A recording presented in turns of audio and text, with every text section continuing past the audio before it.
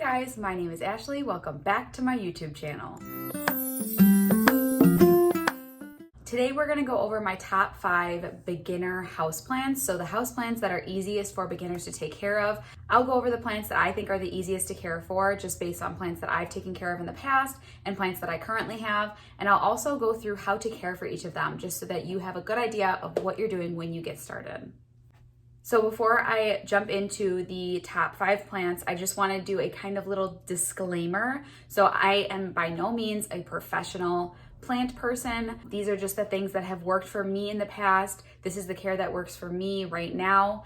It's really a lot of trial and error. I don't think that the care for one plant will be the same in every single household. So you kind of just have to do what works for you. Another thing to keep in mind in regards specifically to light requirements of plants, I live in Wisconsin, so the intensity of the sun that we receive during the day is probably different than a lot of other parts of the world that are closer to the equator. When I say that these are beginner plants, I basically just mean that they are harder to kill. Not that it's impossible to kill them, but it's a lot easier to take care of them compared to other rarer or more advanced plants, but it is still possible to kill them.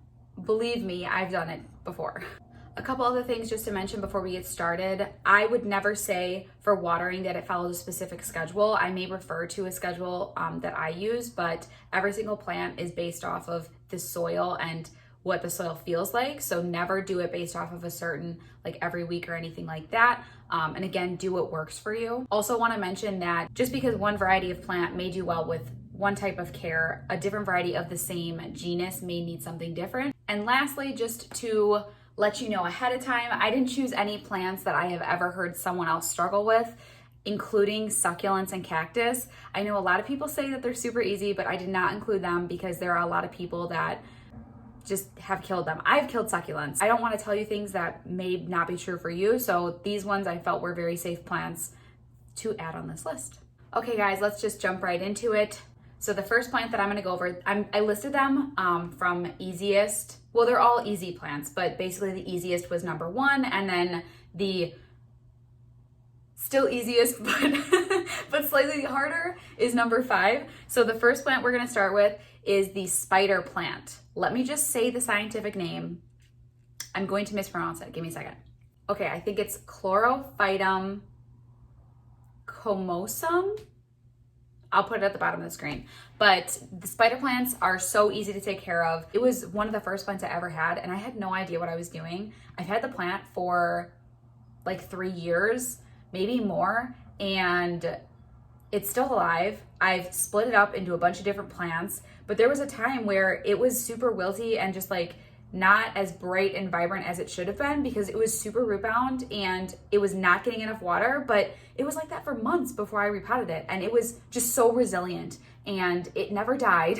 It's still alive, it's still doing really good. So I think that is like one of the hardiest plants that I've ever owned, and I highly recommend it for anyone who is unsure if they will be a good plant period or not. It's a very good trial and error. It can take a lot of things thrown at it before it will be like, bye, I'm done. So I definitely think that would be my number 1.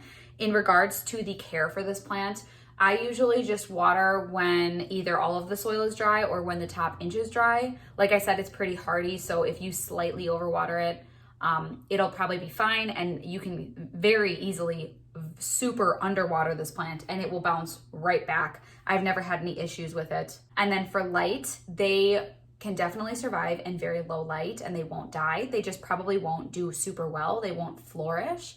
But if you want to give your spider plant the best chance at life, I would recommend putting it in bright indirect sunlight. I have had this spider plant that I'm talking about specifically has been on a patio that was south facing, and it did receive direct sunlight and it still did super well. So I think it can tolerate some direct sunlight, but bright indirect would probably be the best for this plant. Moving on to the second easiest plant would be snake plants. So this is the Sansevieria family. I know recently snake plants have been now renamed as Dracaena. I don't agree with that. I think I'll always call them Sansevieria, but just so you guys know, there are a lot of different varieties of this kind of plant. So it really, I mean, again, the care could change from one to the other. So just keep that in mind. But this plant is super easy. I don't really ever water it until the soil is completely dry. The leaves are really thick, so the leaves can hold a decent amount of water, and they really don't need to be watered super frequently, and they will still do really well and grow tons of new growth and grow babies so that you can split them. They do really well. So I just wait until the soil is completely dry or almost completely dry before I water. And then for light, again, this is another plant that can tolerate really low light. I've literally had one like in a corner that's 15 feet back from a window, and it's still doing just fine. It's still growing. It won't do super well though, so I always recommend, again, for this one to do bright indirect sunlight. That is the light they like the best. I also know that they can tolerate some direct sunlight. I do have one that sits in direct sunlight and it does really well.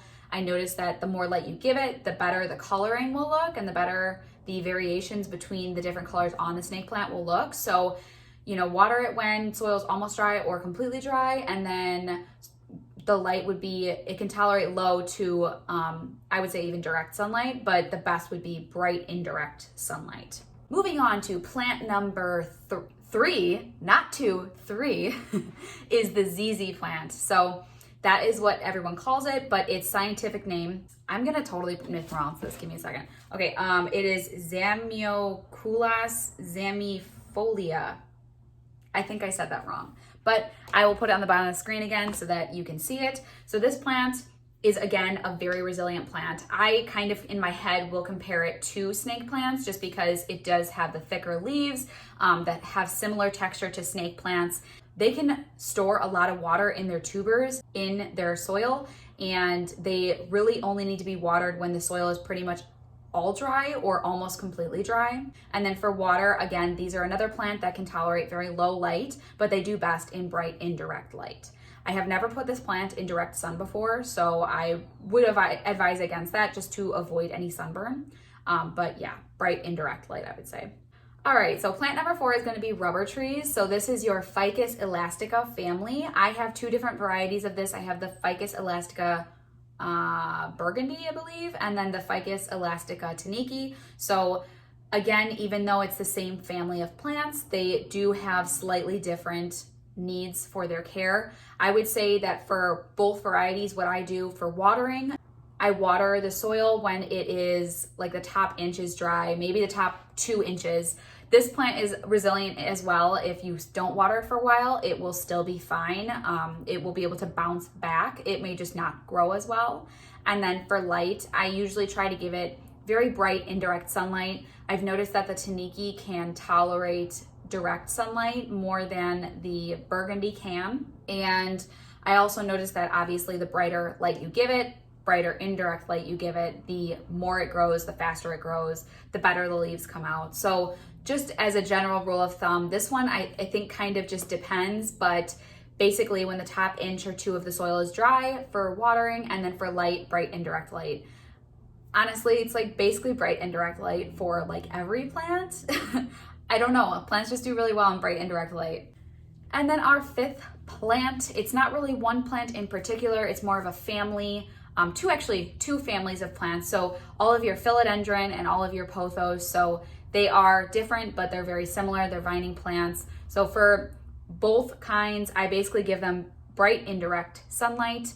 I do have maybe 1 or 2 that receive direct sunlight and they still do really well. And then for watering, I basically water when the top 2 inches of the soil is dry. They can withstand longer amounts of time without water in between. So if you forget about it, it will probably be okay. Obviously, don't forget about your plants. They want your love and attention.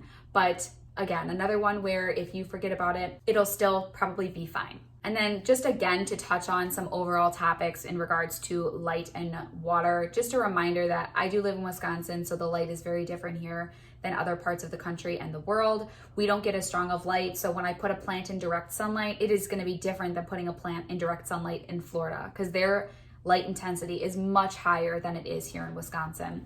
And then in regards to water, I don't know if there are any plants that can sustain overwatering. Overwatering is very hard to come back from, so please try to avoid that at all costs. If you're unsure, just wait. Just wait a couple more days. I think it's a lot easier to recover from underwatering than it is from overwatering. So if you're not sure, just stay on the safe side and just wait a few more days. So guys, I hope you enjoyed this video. These were my top 5 houseplants that I think are the easiest for beginners to take care of.